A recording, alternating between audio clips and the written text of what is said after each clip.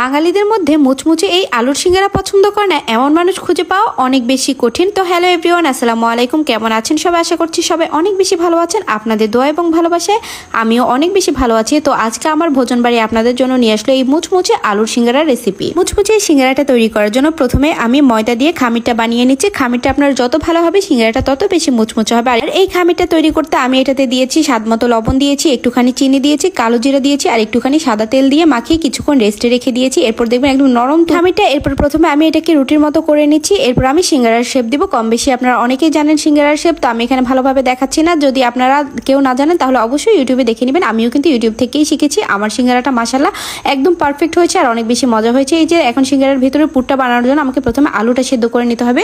তো আমি এখানে আলু সিদ্ধ করার জন্য আলু আর পরিমাণ মতো পানি দিয়ে দিয়েছি। এরপর এটাকে ঢেকে রেখে দিব, বাস আমার আলুটা সিদ্ধ হয়ে যাবে। কিন্তু এখানে একটা দুর্ঘটনা ঘটিয়ে ফেলেছি। আলুটাকে মাঝখানে আমি কেটে দিয়েছি, সেটা আর একদমই আমার ভিডিওর মধ্যে দেখানো হয়নি, কারণ গোটা আলুগুলো সিদ্ধ হতে অনেক সময় লাগছিল, সেজন্য আমি আলুগুলোকে একটু কেটে কেটে দিয়েছি। তো আমার আলুগুলো একদম পারফেক্ট ভাবে সিদ্ধ হয়ে গেছে। এখন আমি আলুটার খোসা ছাড়িয়ে এটাকে তেলের মধ্যে সব রকম মশলা দিয়ে ভালোভাবে ভেজে নিব। আর আপনারা যারা যারা এখনো পর্যন্ত সিঙ্গারা বানাতে পারেন না, আশা করছি আমার এই ভিডিওটা দেখলে অনেক সহজভাবে বুঝে যাবেন কিভাবে মুচমুচে এই সিঙ্গারাটা বানাতে হয় আলু দিয়ে। এই যে দেখতে পাচ্ছেন আমি মধ্যে পেঁয়াজ দিয়ে একে একে সব মশলাগুলো দিয়ে দিচ্ছি। এখানে সব রকম মশলা দিবেন, একদম হলুদ, মরিচ, লবণ, তারপর গরম মশলা সবকিছু একটু একটু করে দিয়ে এরপর আলুগুলাকে ভালোভাবে তেলের মধ্যে ভেজে নেবেন কিছুক্ষণ কষিয়ে।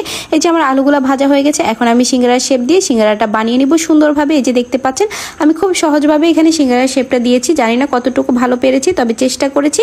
দেখতে যেমনই হোক আমার সিঙ্গারাটা খেতে কিন্তু অনেক বেশি মুচমুচে এবং অনেক বেশি মজা হয়েছে।